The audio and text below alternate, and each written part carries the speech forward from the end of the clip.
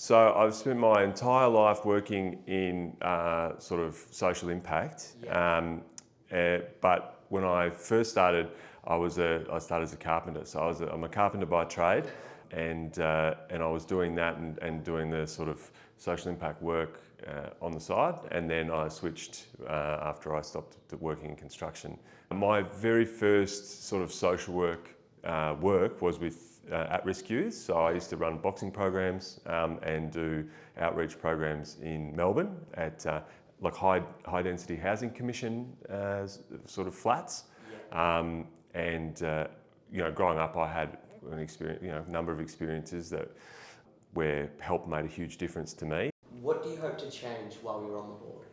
I hope to change outcomes for young Tasmanians and just make sure that everyone who's doing the work has all the support that they need to do the best possible job. So in terms of changing, there's a lot of systemic change that I think the organisation is involved in trying to make. Jim Colville, who founded the organisation when it was Colony 47, back when it started a little over 50 years ago, at that time in Tasmania is quite conservative. And it takes a lot of courage to stand out and say, you know what, we're going to take these people who need help, regardless of the sort of social conditions in which they find themselves to need help, and we're going to just try and do what we can to provide them a safe space, a community, the material help that they need.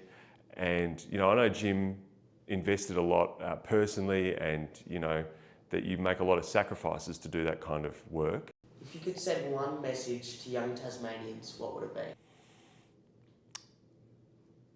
It would be that you matter, and we need your energy, and we need your talent and your skill and your enthusiasm, and we care, and we want the best for you, and there are people working very hard and rooting for you every single day.